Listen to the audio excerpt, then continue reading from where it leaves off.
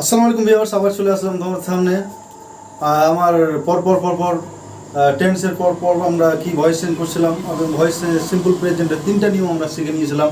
আবার আজকে present continuous টেন্সের 3টা নিয়ম শিখে নেবো ফাটাফাট। অ্যাফার্মেটিভ, ইন্টারোগেটিভ, নেগেটিভ শিখে নেবো ফাটাফাট। চলো বি উইথ মি। কি বলছিলাম? Present continuous. চলো প্রেজেন্ট কন্টিনিউয়াস, এটাতে তোমাদের আবার টেন্সের রিভিশন হয়ে যাচ্ছে।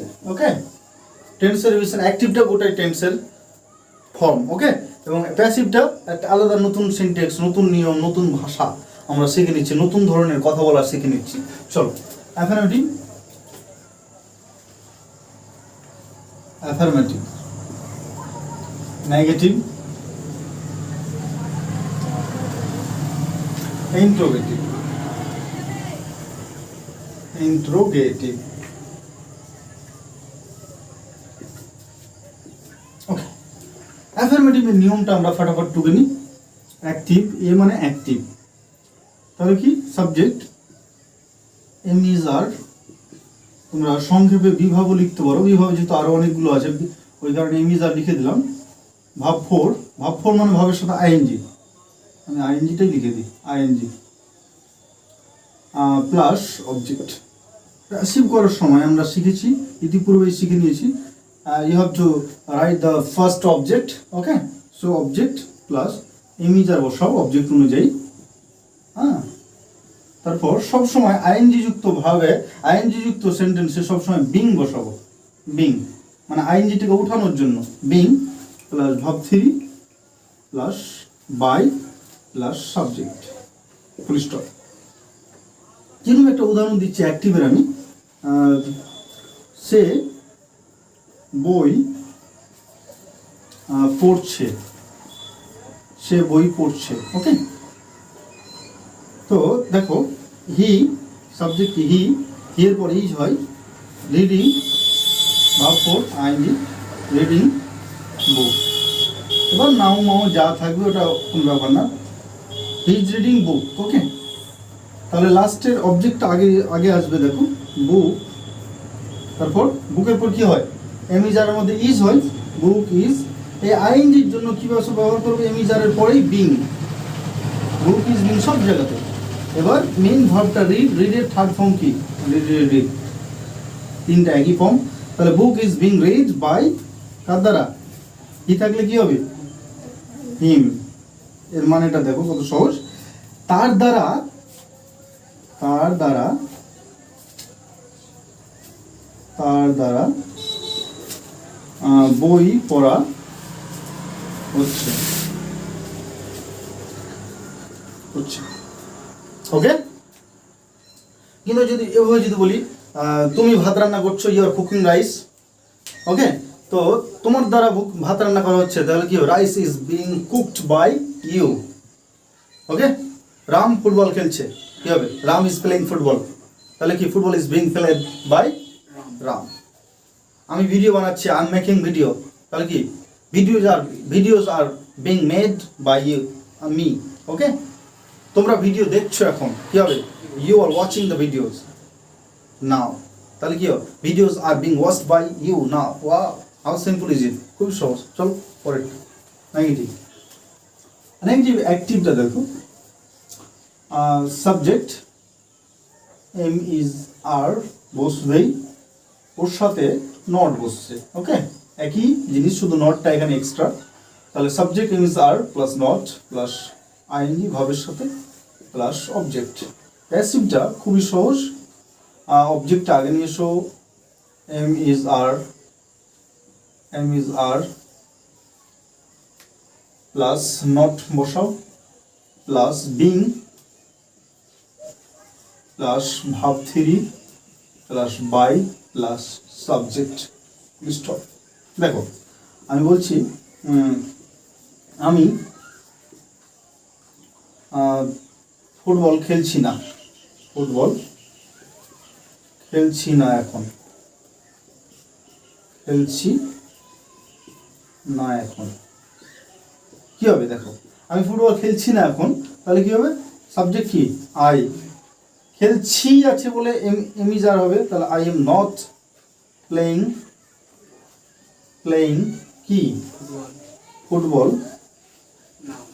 নাও নাও তাহলে কি হবে নাওটা এখানে এমনি জাস্ট আইএনজির পরে অবজেক্টটা দেখতে হবে তাহলে কি হবে football is not being isn't being is নটটাকে আমরা সংক্ষেপে ইজন্ট বলতে পারি ইজ নট বিং প্লেড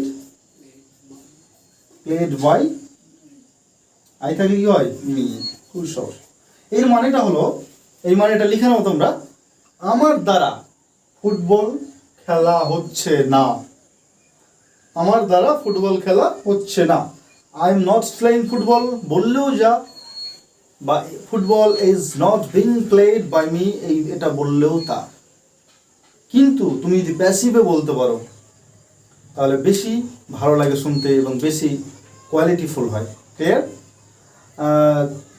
এইভাবে তোমরা প্যাসিভে বলতে শিখো ওকে দেখো ইন্টারোগেটিভটা active am is R M is R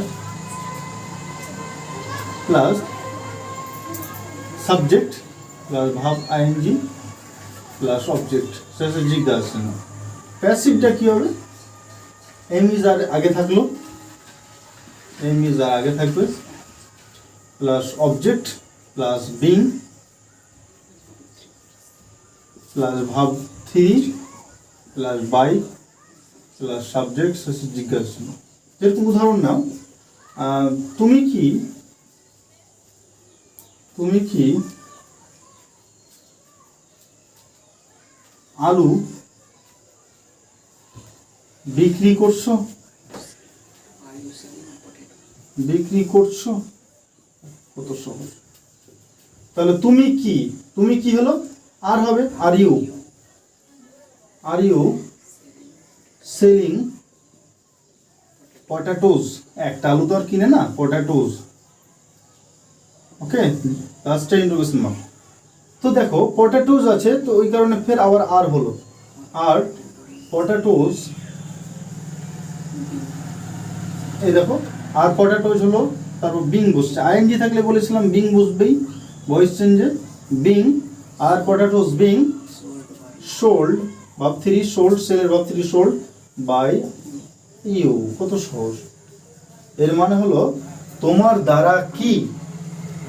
দ্বারা কি আলু বিক্রি করা হচ্ছে তুমি বলতে পারো no I am not selling okay এইভাবে আমরা প্র্যাকটিস করতে পারি বিভিন্ন নতুন সাবজেক্ট নতুন ভাব নতুন ওয়ার্ড দিয়ে তোমরা নিজেরা অ্যাক্টিভ প্যাসিভ বিভিন্ন রকমের নিজে অ্যাক্টিভে ট্রান্সলেশন করবে এবং নিজে মাথায় just without seeing your book without seeing your খাতা you have to make sentences and you have to change it active to passive okay so inshallah you can do it okay তো আমরা পরপর আমরা একটু প্র্যাকটিস করে নিই প্র্যাকটিসটা কিভাবে করব দেখো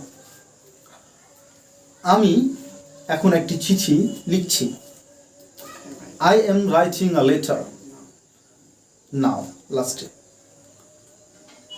যদি বলি আমার দ্বারা একটি চিঠি লেখা হচ্ছে এখন তাহলে কি হবে a letter is being written by me now how simple is it যদি বলি আমার মা ভাত রান্না করছেন এখন তাহলে কি হবে my mom is cooking rice now যদি এভাবে বলি আমার মায়ের দ্বারা ভাত রান্না করা হচ্ছে এখন তাহলে কি হবে rice is being cooked by my mom how simple is this you can also change it okay আবার যদি নেগেটিভে আমরা বলি ছেলেগুলো এখন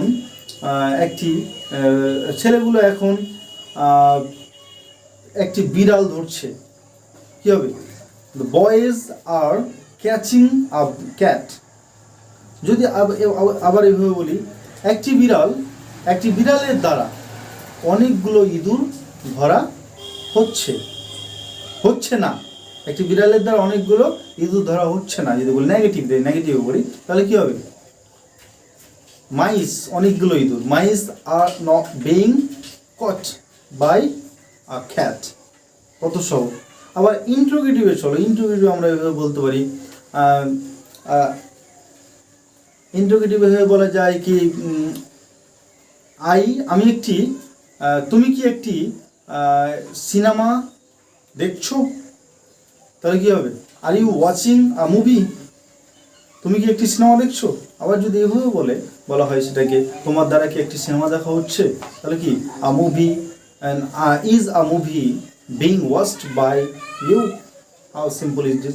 অবশ্যই তোমরাও পারবে চেষ্টা করলে। আর খুব সহজ এই ভয়েসটা, এবং প্যাসিভ ভয়েসে কথা বলতে পারলে, প্যাসিভ ভয়েসের ধারণা যদি থাকে, আমাদের ক্ষেত্রে খুবই জরুরি প্যাসিভ ভয়েসটা। কারণ আমরা অনেক সময় সাবজেক্ট না বলে আমরা কথা বলতে থাকি। যেরকম আমরা এরকম বলতে পারি কি, ভাত খাওয়া হচ্ছে, rice is being eaten. Okay, rice is being eaten.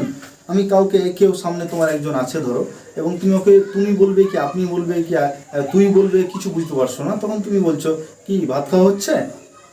তখন rice is eaten, is rice being eaten, এভাবে। বাই ইউ এগুলো, বাই হিম এগুলো কিছু দেওয়ার প্রয়োজন নাই। আবার কেউ ফুটবল খেলছে তোমার সামনে, ওকে কী বলে বুঝতে পারছো না, কী বলে সম্বোধন করবে, এভাবে বলতে পারো is football being played? Football খেলা হচ্ছে? তখন বলবে yes I am playing football. Clear? এইভাবে তোমরা টেন্স ভয়েস যদি মানে সহ, অর্থ সহ, প্যাসিভের মানেটা সহ শিখে নাও, তোমাদের ক্ষেত্রে খুবই খুবই খুবই গুরুত্বপূর্ণ। It's too important to you. Please implement it in your life and in your spoken classes. Thank you so much. Be with me.